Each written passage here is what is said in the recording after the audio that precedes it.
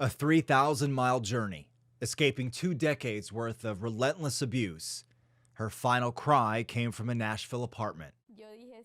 I said, yes, I'm here, I'm here. For her protection, we're calling her Julissa. I was just afraid, very afraid. At some point, he hit me on the face. A sex trafficking survivor, saved at 22 by police in an American city we call home. When I heard them, I felt that God had listened to me. The ending was an answer to prayer. The beginning, a vicious nightmare. I wanted to finish all the abuses. And after everything that has happened, I've been afraid to relate to other people. Julissa was born in Central America. She was first assaulted by a family member when she was a toddler.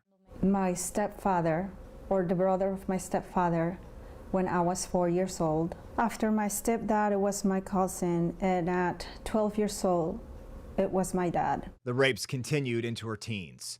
A young girl bought and sold over and over for drugs. At 19, she headed north to Mexico. She was the victim of cartel members. Watched them murder her family. Her time on the run included jumping trains to reach the U.S. Her fear drove her. I have been afraid all my life since I was a kid, and I didn't have any more options than coming over to this country. That fear remains, unable to forget the past.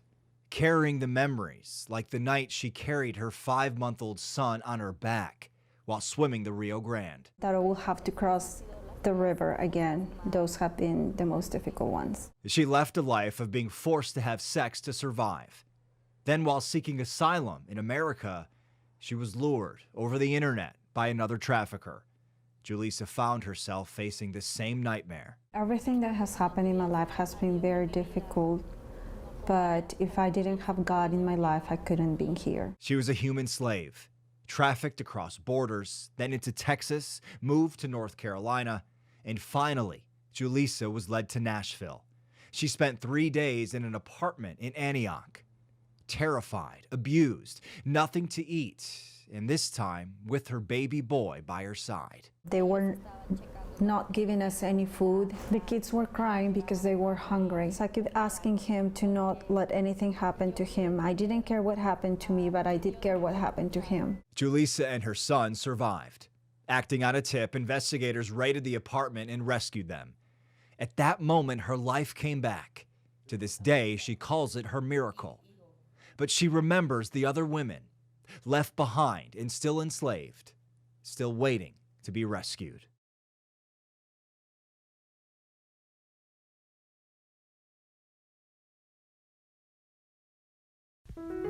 Though safe, she now found herself in an unknown place.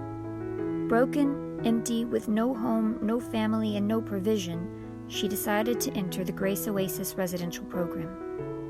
What Yasmin didn't know is that God had prepared the Rescue One team to meet her needs and assist her and her son in the journey of recovery and healing. Safe and able to rest, she began to dream about her future. Quickly, the light and hope returned in her eyes. They were adopted into a family, started learning English, and attending church. She put her faith in God, was baptized, and started working jobs wherever she could. With renewed purpose and vitality, she pursued life with amazing intensity. Overcoming lies and trauma, she grew and became more independent. She got married, started a business, bought a house, and continued to regularly communicate with her children whom she was forced to leave behind. Working diligently over the last 3.5 years, she, her care partners, and family care team maintained all the necessary Homeland Security appointments and filed her asylum petition, which included her 2 children left back in Honduras. In the spring of 2021, from 3,000 miles away, the cartel strikes at Yasmin once again, inflicting new wounds, reopening old ones, and reconditioning fears and anxiety. With a heart-wrenching call from her children, they tell Yasmin their father was just murdered, shot 13 times. Grieving, confused, and suspicious of neighbors, they begged Yasmin to come to take them to safety with her in America. Her children are now stuck in a country with no legal guardian. Some of her family in Honduras then told her we can't afford to care for them and it's too dangerous for them here. Consoling the children over the phone, Yasmin promised all would be well. She told them to pray and that God would protect them and make a way to bring them home to the USA. Feeling frantic, she immediately called her U.S. family and Rescue One care team. I was sitting at the table with part of our Rescue One team and the phone rang. And I look down, I see that it's Jasmine, but on the other end, I don't hear the same voice as I usually do. This time I hear complete desperation. And she says, "We have to go get my kids. We have to go get my kids right now." Then she began to inform us of all the horrible details that had just unfolded back in Honduras. I helped to calm her down. I told her, obviously, we are gonna go to work on your behalf. We're gonna help you. We'll figure this out.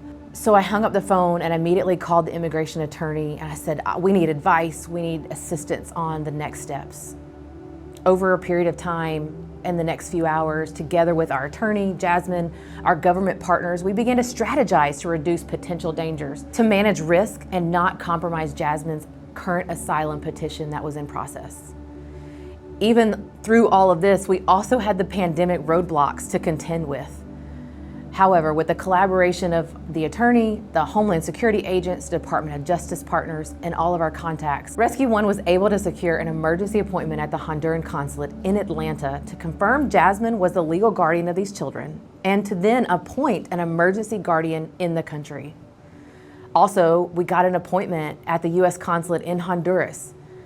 We needed that to get approval so that Rescue One's advocates could travel to Honduras with a power of attorney to bring the children back to the U.S. soil. At the consulate, we were going to have to submit the visa travel applications and then basically just wait for approval. And we did that all via email and with our lawyer's help. So we waited here in the U.S. for that email to come, and finally it came.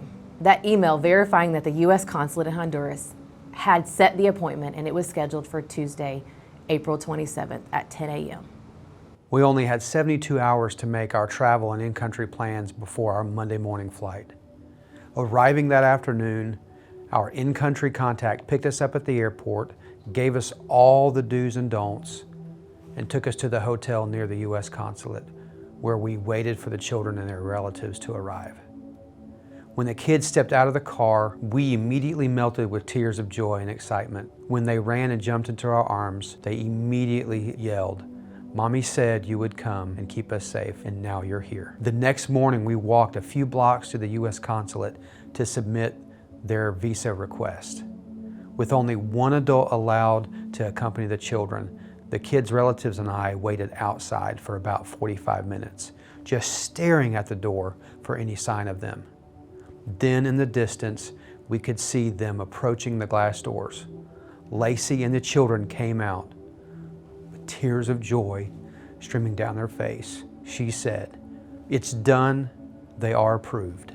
The immigration agent told Lacey this usually takes 2 weeks to complete the process, but we know you have tickets for 2 days. So the Consular General came out and told us that she would expedite this for us. So we spent the next 24 hours teaching the kids to swim in the pool, eating lots of McDonald's and Dunkin' Donuts, playing at Chuck E. Cheese, going to the market for snacks. We bought shoes for the kids because they only had broken flip-flops. With only 20 hours left before our scheduled plane departure, we still had no phone call, no visas, still not knowing what to do. Right after we ordered our food and sat down, the phone rang. It's Jasmine. She's telling us we have to go to the consulate right now because the visas are ready. They've been trying to call for the last 2 hours, and now we only have 20 minutes before they close, and we'll have to wait until Monday to pick up the visas. Immediately, Lacey grabbed her phone and passport, saying, "Don't worry, it's okay, God's got this, I'll be safe." She turns and runs down the street to the consulate. I was very concerned for her safety, so I quickly bagged up the food, collected the kids with their belongings, and we started running behind her. While en route, I noticed 2 men watching us, very suspiciously. But as we turned the corner to go to the consulate, they stopped following us. Now at the consulate entrance, we waited for Lacey. She comes out with the passports and the visas in hand, and immediately we all started crying, jumping up and down and praising God. As we walked back to the hotel, I noticed the same two men coming toward us, but this time there were 4. I told Lacey to take the kids, run to the hotel, and not look back. As I turned to confront the man closest to me, something miraculously happened. They stopped, turned around, and disappeared. Lacey told me that there was a police officer that had stopped traffic to help them cross the street and to get to the hotel property. But by the time I turned around from the threat, there was no police, no traffic, no threat. I do not ever remember seeing a policeman there or the traffic stopping. We were safe, and I realized just how much God had protected us along every route. The next afternoon, our secured transport arrived and took us to the airport. Once we were at the airport, the immigration officer then denied the kids' departure from the country because of one single missing document that no one anticipated, nor anyone fully understood what it was at that moment. So with a profound amount of emotion, we found ourselves now stuck in a country known for corruption, cartel, ransom. You know, it's known as the murder capital of the world. We had plane tickets we couldn't use, no guarantee of any safe transport, no hotel booked. And you know, for a brief moment, the feeling of hopelessness, for me, I was so overwhelmed. But we took a deep breath, we stopped focusing on all the perceived obstacles that were against us and simply said, okay, God, this is yours. You have moved mountain after mountain this entire journey.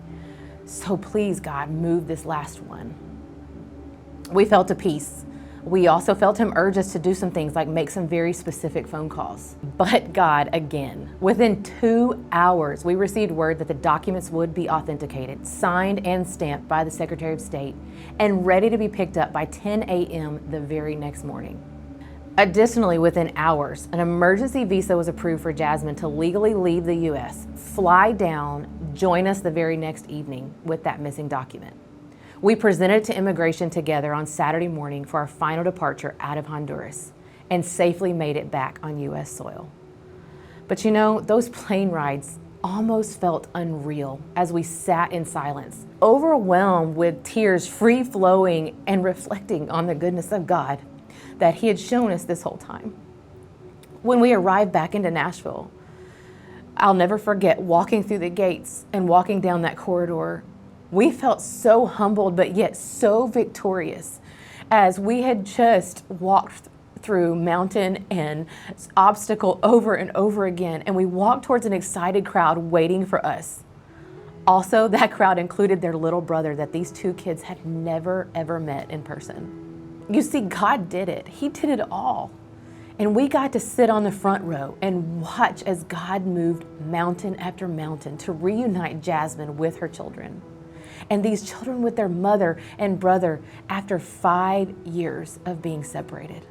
Once home with all her children together, they got to go in and see new clothes, toys, new beds, bedding, curtains, a whole new room that so many of you, our partners, helped us put together at the last minute right before we left for this journey. You see, they were home, like home all together. They were safe here with our team and with each other. Now she belongs to a safe family, a loving community, and a free country. And in Christ, she is taking back everything that was once stolen from her: innocence, freedom, dignity, hope, independence, safety, and her future. In Christ, she is a confident, loving, and caring daughter, cousin, mother, wife, and friend. She is a warrior. She is a survivor.